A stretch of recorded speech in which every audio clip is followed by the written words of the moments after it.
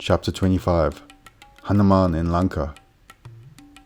Hanuman made his way through the dense forest, passing rivers and streams, and eventually found himself at the gates of the Golden City.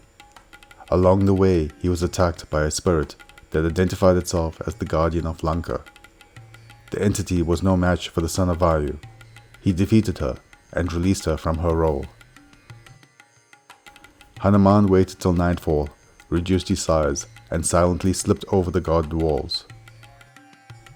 Lanka was a wonder to behold, a majestic city built upon a mountain.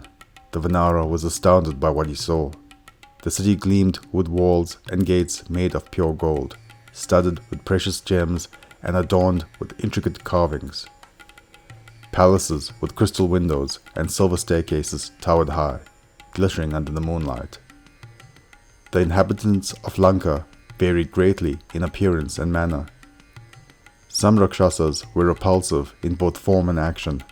However, some were both noble and pious. Some wore fine clothes, while others seemed poverty-stricken.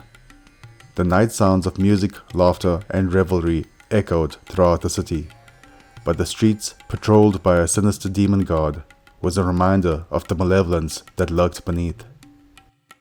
At the heart of Lanka was Ravana's palace, opulent and decadent.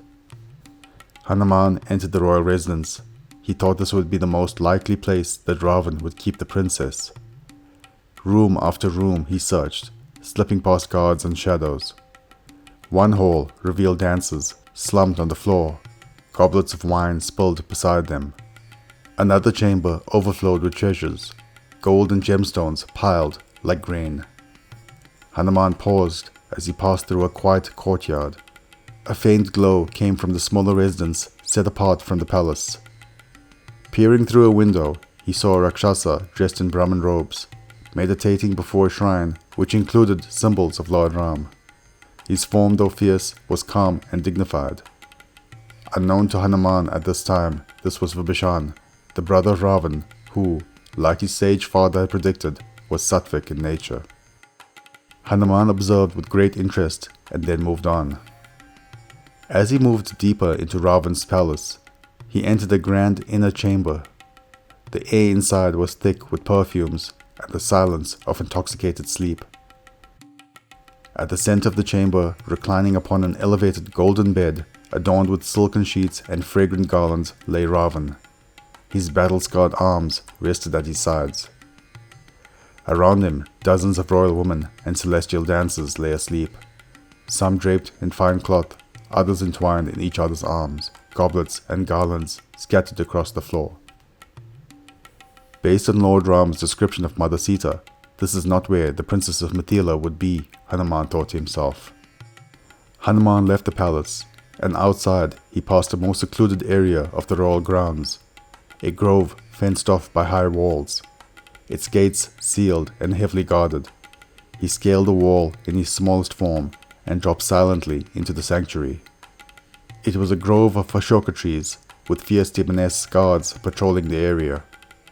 Beneath the largest tree, seated on the bare ground, was a woman in a faded silk sari, her long hair unkempt, her eyes full of sorrow, but unwavering. She was emaciated, but her face still shone with grace. From the shadows of the tree, he whispered softly, "Mother Sita, I have found you." Thank you for watching so far. I hope you enjoyed. If you did, please hit the like button. If you're new here, please subscribe. This will ensure that more people can find this resource. Click the notification button so that you can be the first to know about new uploads. And please do comment below. I'll do my best to reply to any questions. Thank you.